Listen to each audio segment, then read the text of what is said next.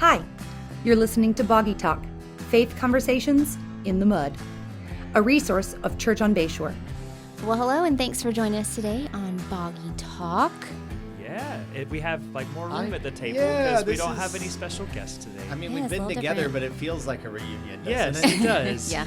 It does. Yeah, it kind of feels like when your family's been all busy doing stuff and having over that you're just together. Yeah, and you have you actually sit down at the same time for a meal and you're like, hey, how are you? What's your name? Yeah, haven't seen you in a while. A, I just called you guys family. Aw, sweet. Thanks. B, I accidentally called our other staff not family. Uh-oh. Yeah. They're definitely reading into that right I didn't now. mean it that way. There's definitely someone fuming. We're They're all family. Yeah, Our this whole is just staff. the OG. I mean, but really, y'all are the OG. So We are the OGs. That's Yeah. right, man. The old geezers. Original gang. Yeah, don't say that. I know what it Come on, putting on the means. Ritz. That's what that means. I know what man. it means. I did get some texts from some younger people at church about the last social media thing. They're like, I can't believe you pronounced this way. And I can't believe my dad didn't know that such and such was. What, who? Which one of us didn't know something? It was one of yours. Oh, wow. What didn't he know? It was something about WhatsApp. It's not. Oh. He was joking that it A was Zynga. You didn't know what Zynga was. No, I know. I had Zynga. I know You what talk Zynga about was. WhatsApp. Yeah, WhatsApp social media. What? I don't know. It was just funny, Anyway. you know. But A lot of hey, people have talked to me about doom scrolling in the last week. Yeah, Oh, they're really? like, oh. I think they were Okay. floored that I didn't know what doom scrolling Right, was. yeah. I guess I did, but didn't Yeah, get that's the actual name for Yeah, it. well, Yeah. I'd heard. Yeah, anyway. Yeah. Stop judging me. Oh yeah, we got some judgy people. We had in our children. Yeah. Oh, for sure. Yeah. Oh, No. well, Yeah. that for sure. Yeah. It was all fun, but hey, the younger crowd's listening to us, Hey, so that's that's good. good. Oh, wow. We're not completely Hey. old geezers Hey. yet. So, well, we did have a short little series that we did that we got to see kind of behind the Yeah. scenes of different ministries and things going on. You guys have any reflections, highlights on that? One, I think everybody just did a really good job articulating. Most everybody. I'm just kidding. Everybody did. And now we're yeah. going to rank them. Oh, Who yes, did the okay. best? But I think what was awesome to hear. Really, everyone's heart. Like I think you hear, behind this is what I'm doing, but this is why I'm doing it. Right. From discipleship with adults to students, kids, Yeah. even social media and worship. And Adam Scott mentioned this a few weeks I know. ago. I was like, cool. that was pretty cool. Yeah. But just Glad he listening- accepted our payment. That's right. Thanks for listening, Adam. But just how that is communicated, praise God for that. We thank you, Lord, for a staff that gets it. Yeah, that was a cool shout out, and I thought he articulated it well. There's such intentionality and vision, Yeah. and I do think I was actually impressed. Because I listened to everyone just to make sure Justin doesn't accidentally forget when something I really edit, stupid yeah, that I said that you should have been cut edited. out. Take that out. But I did take something out of last week's. Anyway. did you? Oh, Yeah, okay. that's You'll have to tell me later. But anyway, I was like, wow, okay, we're really striving for this. Yeah. Not Yeah. saying we're perfect or whatever. Oh man, but, we got ways to go, but we've come so far. Yeah, Yeah. it's cool to hear Yeah. it's cool. I'll stop there. But Yeah. it's really cool to hear and see who God's brought to the table. And, Yeah. I'm grateful. So It's a blessing to be on a staff that, you guys, it's just kind of a shared vision and goal, and that you're not having to create that yourself, that everybody else has the ownership piece in that, and that's really important. I know this is a tension to manage, so there's probably shifts and seasons that we all feel differently. But I do feel like this is an environment where we're pushing to do more for the kingdom, but it doesn't feel like everything hangs on numbers and growing and success and in world's eyes. And I do feel like by God's grace, because of a healthy congregation, a great foundation, great staff, and then again just God's grace, it really is a great. I do think there's a lot to learn from what's happening here in terms of, again, pushing towards let's do more, let's be more effective, but not Yeah. if we don't, you That's and right. I aren't walking into staffs Right. why are these numbers this? Yeah, exactly. How come you had 7 less children this week? How come you had 7 less students? I learned it from you. Yeah, that's how I feel like. It's just awesome Where to are the see. real vibes or Yeah. subscribes? That's right. Yeah, I think Check out my analytics. That's Yeah. right. That's Yeah. right. I think it's cool too to see and this is we need Alani to sponsor us. Yes, come on, hashtag as you take your sip. There you nice and slow. There you go. Hope the real short gets that. I think we rolled out this year some staff ethos statements just about what we want to have as our mindset as a staff. And I think it wasn't like, hey, we got to change everything. It's really a reflection of, hey, these are some things that are happening, but we want to be clear about who we want to be as a staff.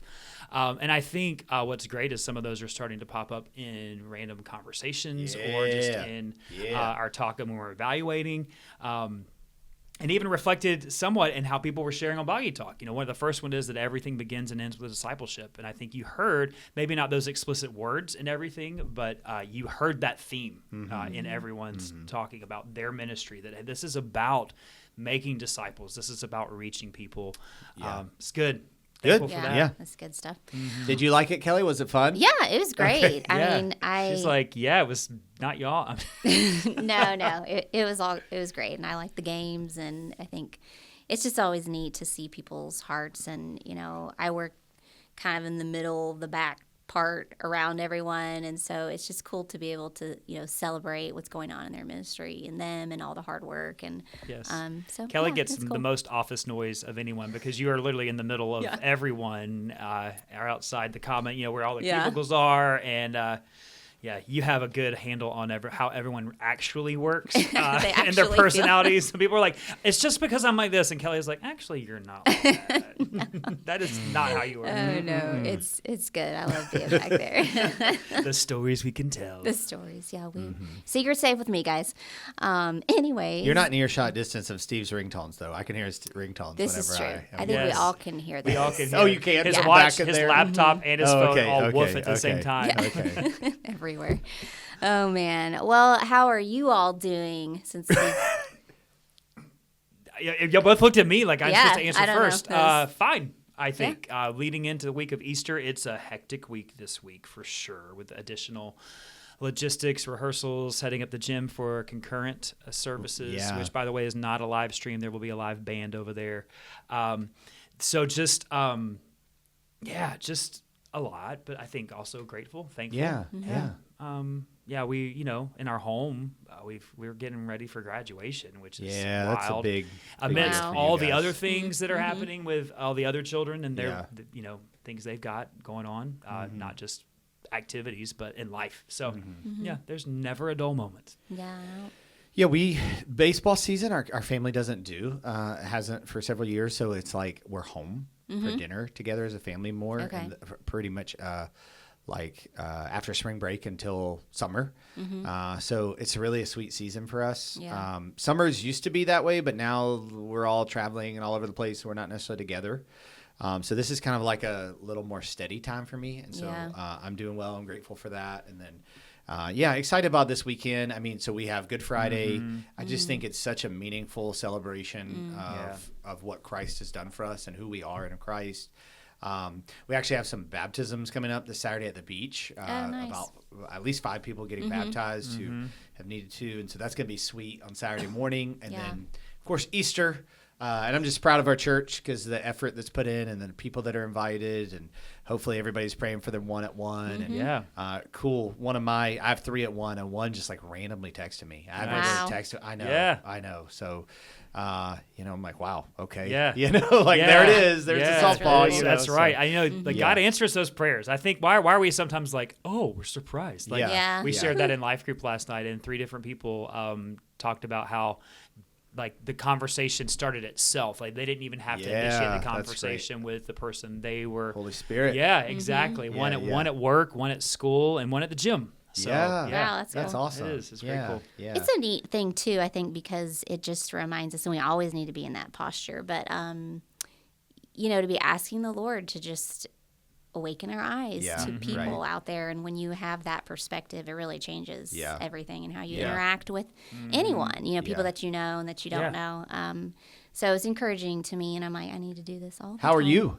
Great, yeah. Kind of the same as you. Is like sports are done. I feel like kids' schedules are kind of slowing down, so I keep like, is everything fine? When it's not like crazy. That feeling of what am I forgetting? I've been feeling that a lot. Like, okay, keep checking things. We got everything, so that's good. But Same. My husband's schedule, he's gone a lot during the summer, so I feel like stuff will just start amping up and, won't really be. Yeah, he's got all those school conferences to attend. And I thought he was hiking that AT. He is he's doing the Ridge to Ridge or something at the Grand Canyon. Okay. But, sweet. That is, that's the summer, actually. Okay. Yeah. Cool. Yeah. So, but most of it is work trips. Yeah. So we've been talking about Easter, but before we get to that, we have some other events. So next Friday, we have a family night out. Yeah, for all the Mature Kids families. On the 25th. Oh, man. For a wedding. Oh, Joanna she's been waiting for the daddy Really? dance. She was like, why aren't we doing it? And I was like, we are. It's just not in February because February was crowded. So Cameron is taking Esther. Oh, sweet. Oh, that's so of sweet. course he is. That'll of course be great. he is. Way to go, Cameron. I know. That'll be super sweet. Yeah. We have to, also do something so that Esther doesn't have to go to therapy for me now. make it up another night. Yeah. That's right. We also have a new foundations equipping class that's going to be coming up. So that will be cool. Mike will be teaching that one. And then Does that start next Sunday, the 27th? Yes, it starts the Sunday after Easter. Yeah. Yeah. And really, he's covering, the foundations, who is God, who is we have Jesus. newer people coming to the church right now. Yeah, and it's so, a great time, just foundation. If you're not connected to a life group, it's a great first step because it's 4 weeks, and then you can step into a life group after that. But it's just foundational doctrine things. Yeah, that's neat. And then in May, the first, we have the students will have a Wild Willie's night. Yeah, that's right. And it sounds scandalous, but it's just at the park. I kept calling it Wet Willie's last year. That and sounds scandalous. scandalous. Maybe that's why it's in my mind. Yeah, sorry. I don't know what. Yeah, Wild's pretty bad. It's just an outdoor ropes course and putt. Yeah. Okay, But over by very the fun. track area. Okay, gotcha. Yeah, so on Okaloosa Island. Lots of things, but before that, Easter Sunday. So, why do we even celebrate Easter? Because Jesus is alive every day, so why do we make a big deal about Easter? Legitimately. I just every time we had this conversation, I just picture Francis Chan, and I heard, and he's like, "What is the deal with Easter?" You gotta like, do this though. That was like a Seinfeld, Francis Chan. That's right. Mixed together. I don't want to, overdo it, but he's just. How do you make a bigger deal of the resurrection? That's what we celebrate every day. But culturally, right. Our culture is attuned to the fact that there is an Easter Sunday, and it's kind of just written, at least in the South, in this area, and I think in other places in our country, that maybe you should go to church on Easter. So there are. Let's kind of back up. So there are churches that follow a very liturgical calendar, and so they do emphasize different aspects of Christ's life throughout the year. And so those churches that would do Easter, it makes sense, right? Like, hey, that's when they do that. We don't, as well as many other churches don't do that. So then it's like, but you do Easter and Christmas, and like you said, the reason we do is because it is an opportunity, specifically Easter, people will go to church, and not necessarily for the best of intentions, but we hope that they will hear the gospel here and either maybe come back, maybe get saved that day, or at least then know, hey, at some point there's going to be truth there. I'm going to be welcome there. Right. And so it is a great opportunity for us. People, it is funny because I say Happy Easter, and people will be like, well, Happy Resurrection Sunday to me. And I'm like, well, every Sunday is Resurrection Sunday. Right, yeah. So, Happy day of the week. That's what right. I kind of remember that about 10 years ago, seeing people would, like the way they would say it on social media or whatever. They would cancel Easter? Yeah, but they would say Happy Resurrection, and whatever if you say that. But I was always like, what's nothing wrong with saying that? Don't be you guys grew up in church. Did they say Easter or Resurrection Sunday or what? We said Easter. Okay. It was Easter until a certain time, and then until Joshua Harris kissed dating goodbye. I don't know. Then y'all changed. No, I was an adult. Then y'all kissed Easter goodbye. I was an adult. My dad, though, he was very.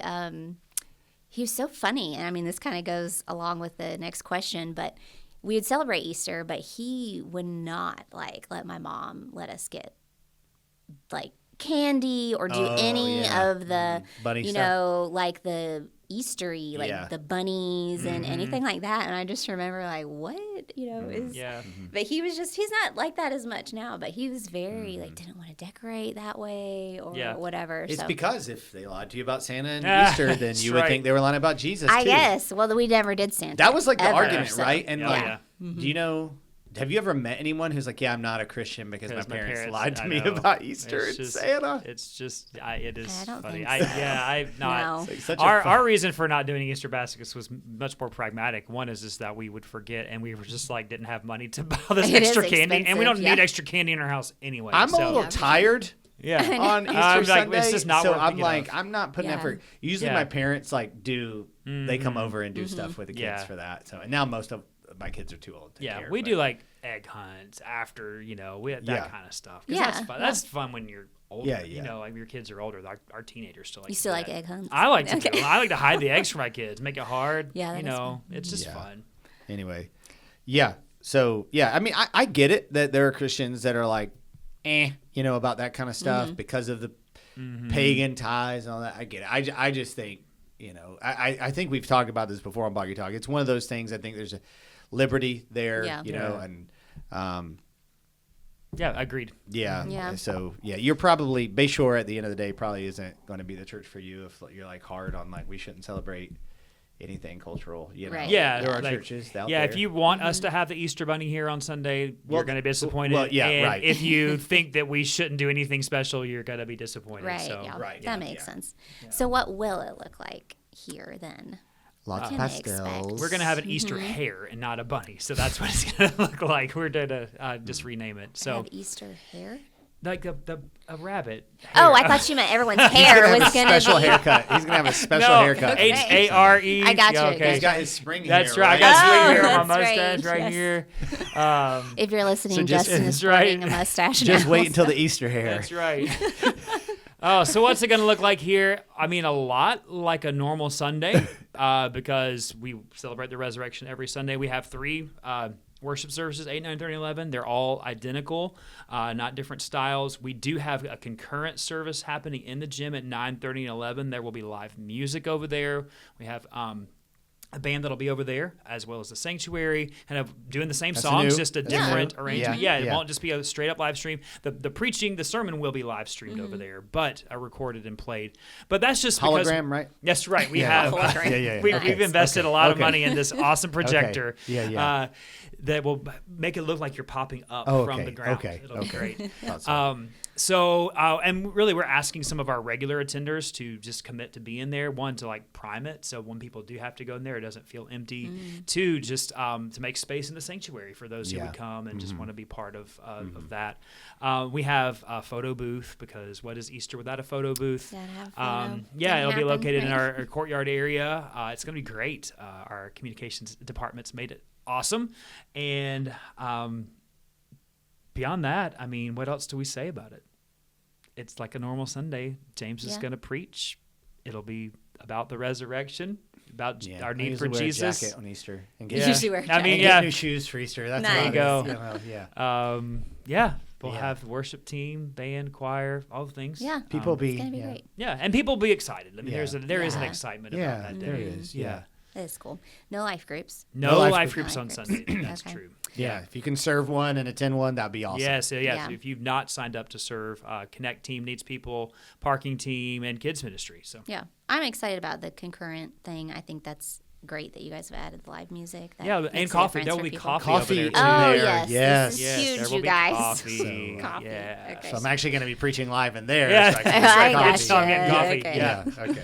That was wonderful. Well, we're really looking forward to it. It's going to be great. We're going to kind of change gears. We had a couple of questions come in. Yeah. So the first one is about a church called New Spring Church, and they were part of the SBC, but recently they left. They're not. Yes. They're no longer part of that. Yeah. So what was the reasoning behind that? Yeah, so what happens if someone thinks a church should no longer be a part of the SBC because they don't align with the Baptist faith and message is someone recommends, basically says that to the credentials committee, submits a formal, inquiry of that church. The credentials committee investigates that. It's a rotating group of people that are appointed by the SBC. And then they make a recommendation to the executive committee, which is kind of like the board of the SBC. I happen to serve on that right now. And then if they recommend they're dismissed, then that's it, unless that church appeals. And then they're heard at the SBC. Well, what happened with this one is somebody filed a complaint, if you want to use that word, about New Spring Church because they have a female teaching pastor, and that does not align with the Baptist Faith and Message. However, the Credentials Committee failed to act upon that. They didn't think that they were in violation of the Baptist Faith and Message. A lot there. But then once that was found out, so as the executive committee member, I never even heard about this. I probably should have heard about this just from reading and standing for them, but it never came to us because they didn't think they needed to be removed. Well, people found out that wasn't, acted upon by the Credentials Committee. It started causing all this blah, blah, blah, blah, on those exact Twitter. sounds. That's what it is on Twitter. It is noise. And then New Spring eventually was just like, hey, we're just going to pull out. Yeah. Because we don't want to be a source of contention here. So, wow.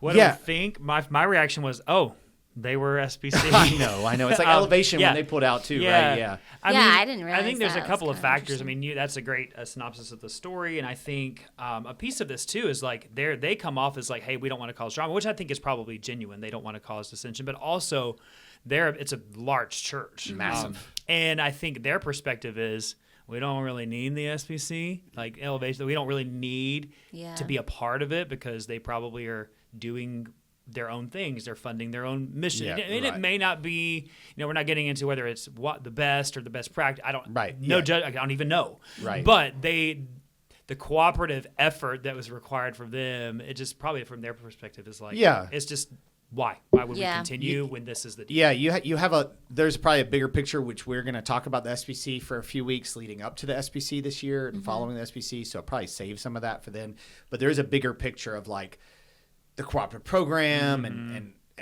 its future and all that. And I think we'll get in that then. But yeah, at the end of the day, there's been this kind of divide amongst Southern Baptists as to whether or not a church that has a woman speak is in violation, like preach on a Sunday morning, is in violation of the Baptist Faith and Message.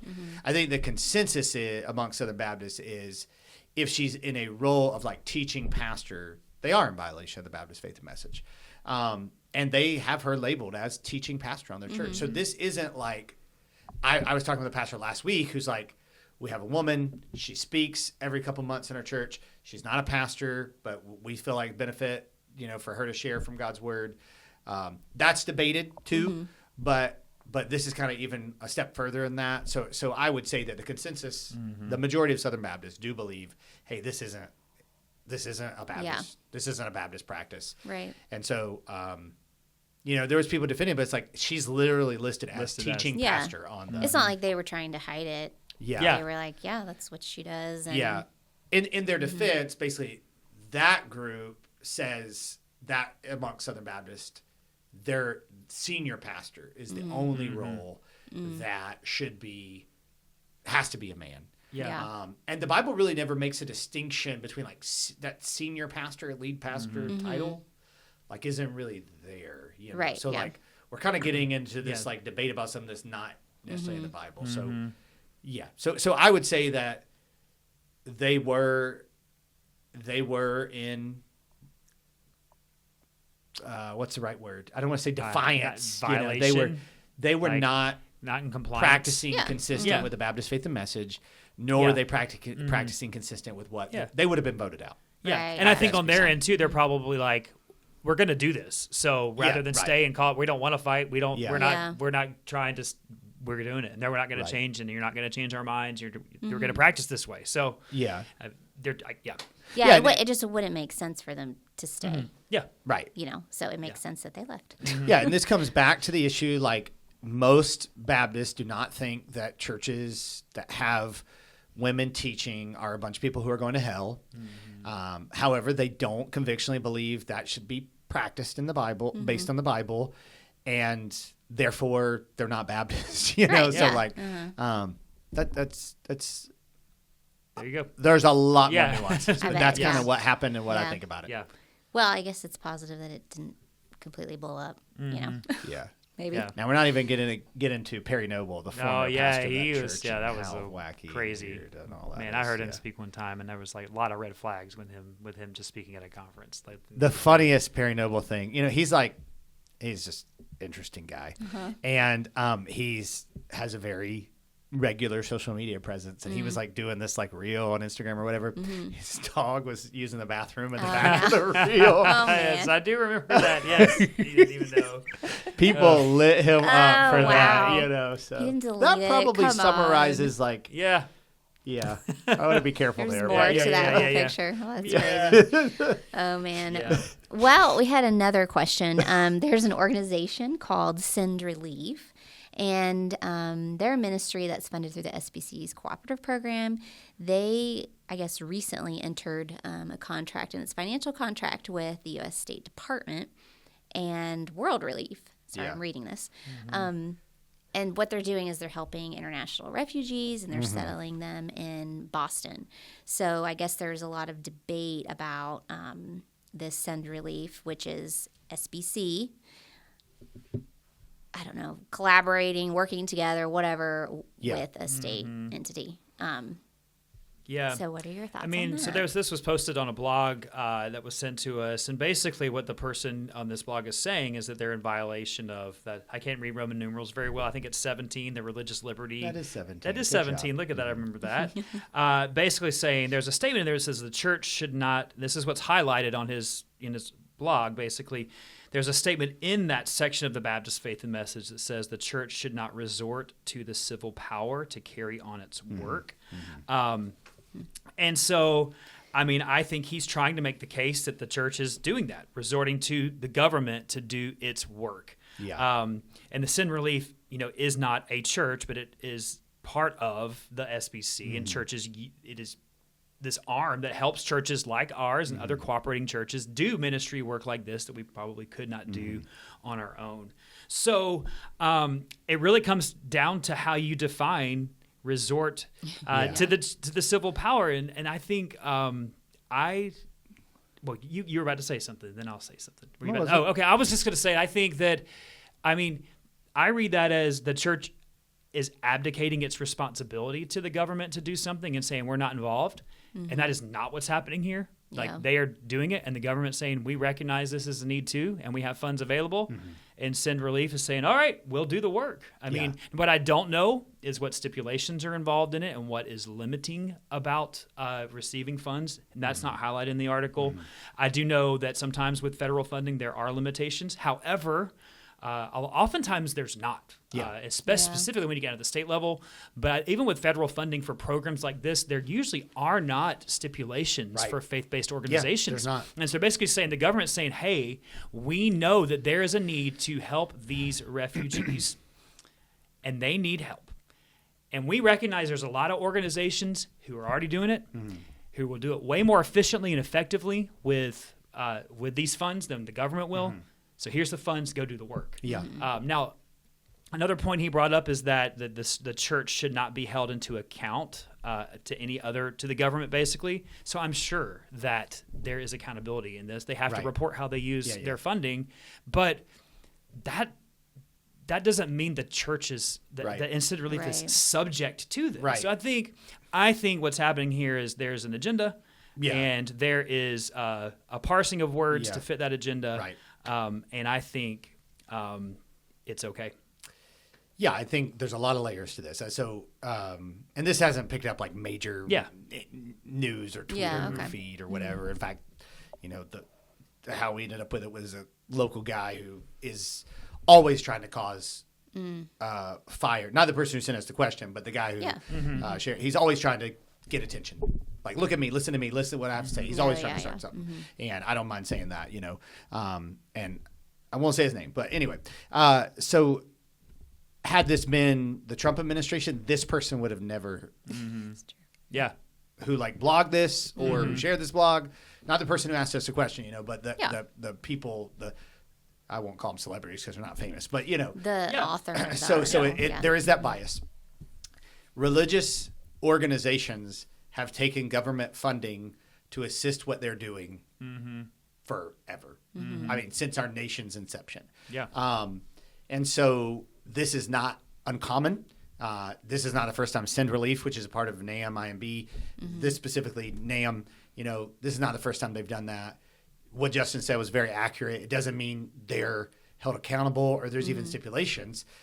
A lot of times the government, city, state, national government recognizes the work Christians are doing and do not have the people to do it, but do have the funds to do it. It matches what has been bills that have been passed. And so they give them money to One More Child, Yeah. you know, receives absolutely. funding to do some of what they're doing. That's exactly what I We're was just gonna talking say. about Baptist Life, Florida Baptist Convention occasionally to do some of the things they're doing. So that is not uncommon. I do think that some organizations have gotten in trouble because they relied too heavily on government funding. Yeah, absolutely. And that is why we've seen certain adoption agencies go liberal. That happened with Bethany Christian Services. Yeah, exactly. You know, so there's a danger in that. But again, this is not uncommon. And to me, and this is the part I would get really passionate about here, and I feel like I can say this having been a foster parent and adopted, like, so I agree that there should not be group homes and there should not be orphanages. But why are more Christians not doing something about it? Right. Yeah. So if we don't want this to happen, anyone who criticizes this, have you done anything about refugees? Yeah. Have you done anything about? And if not, with all due respect, you don't have a voice in this conversation. Right. Just to be clear, I'm not saying your opinion doesn't matter. I'm not saying you're not right about the issue, but like, no one's really listening to those who aren't doing anything about it, you know. And I do think so many Christians are like so consumed with like what politicians are doing and what laws are happening instead of realizing what Article 17 is trying to say. Right. Yeah. That this is the responsibility of believers. And so I'm not saying everybody has to have as many kids in their house as I do or you do or, you know, whatever it means, but we're all supposed to do something about this instead of just leaving up to the government. And I'm thankful that what Send Relief is doing is really just coordinating lay people, Baptists, who are saying we're going to care for refugees. Yeah. And the government even recognizes the power of the church not advocating its responsibility. And so, again, that doesn't necessarily change the philosophical argument, but like the reason the government is involved in so many of these things is because the church does advocate this responsibility. And that's what Article 17 is saying. That was the heart behind it. The church should never stop doing social work. Yeah. Right. Yeah. Exactly. And I think, you know, you hit Sorry, on this. little Come on, appreciate it. Yeah. But I mean, I think from another perspective, this is exactly what we should want from Christian ministries.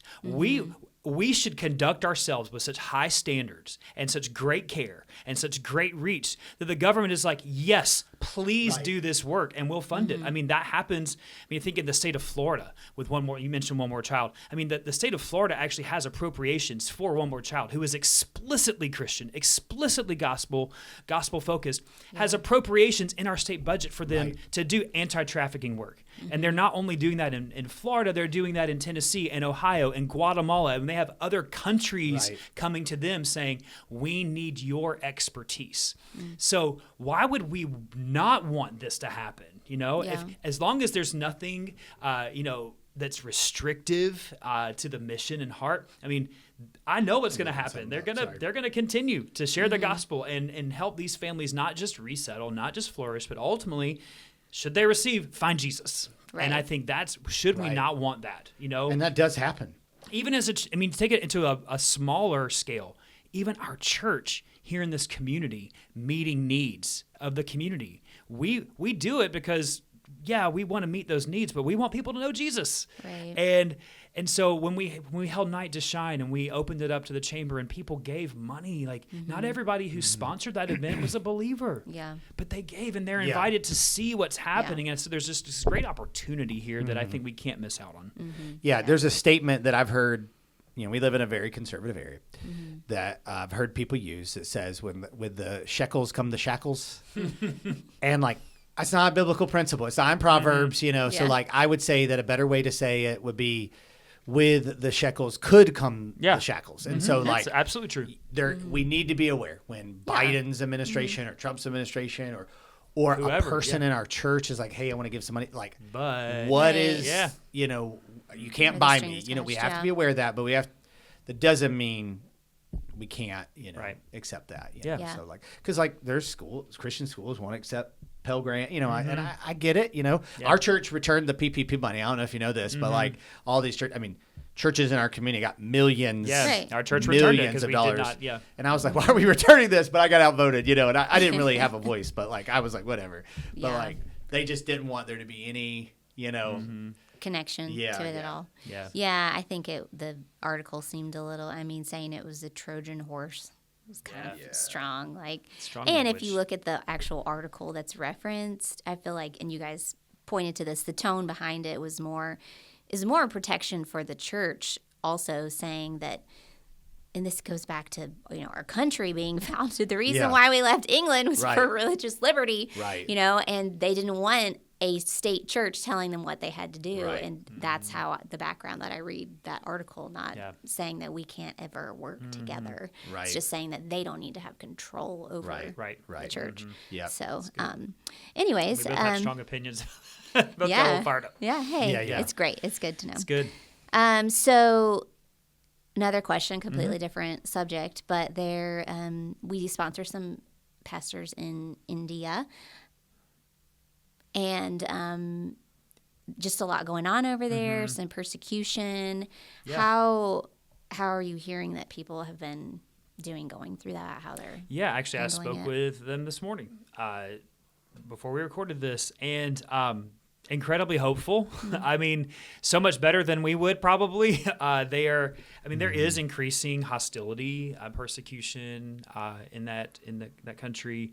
Because of the government. We've referenced that before on this, but they're seeing it kind of. It primarily was more northern, and they've seen it creep in where they are. And he was telling me there was a pastor who was killed in a state next to them, not in their state, in the past week. And so anytime, even though it's a country with like well over 1 billion people, the Christian community, it feels like everybody knows each other, and so news travels fast. Yeah. And so and it very much for them is they feel connected to that.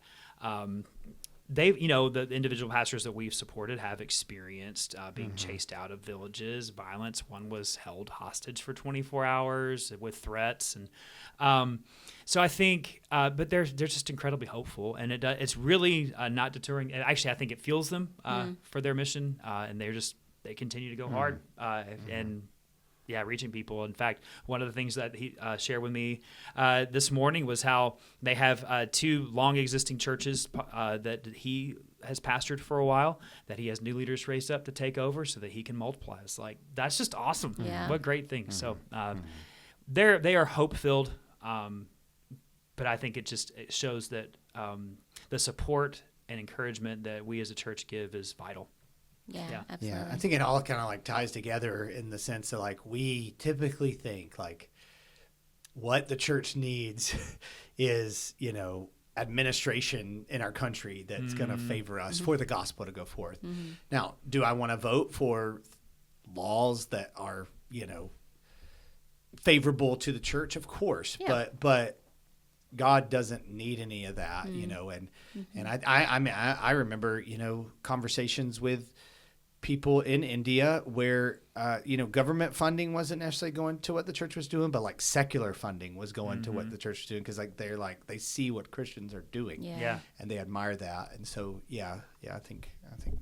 Anyway, just bringing that full circle, but I don't have anything to add. We're thankful for those guys. And Yeah. continue to pray for the fruit. Yeah. The harvest for sure. I was just reading this morning. I'm in Matthew 10 specifically. So he's, telling them like, do not fear what they can do to you. And we don't have to deal with that as much don't. over here. You think about the fear people have just Yeah. inviting someone to Easter, and Yeah. these people over here are losing their lives. So Yeah. it's a great reminder of the freedom that we have here and the ability to do that, and so we need to capitalize on that for sure, because God's put us here for that time. So invite people to Easter, Yeah. share the gospel. Yeah, That's right. Do all absolutely. of Come those on. things. He's alive. Yeah, absolutely. Well, if you have any other questions for us, you can email me at kelly@churchonbayshore.org. And thanks for tuning in. We'll see you guys next time. Thanks for listening to Boggy Talk. We are so glad you joined in the conversation. Go ahead and subscribe so you don't miss a beat.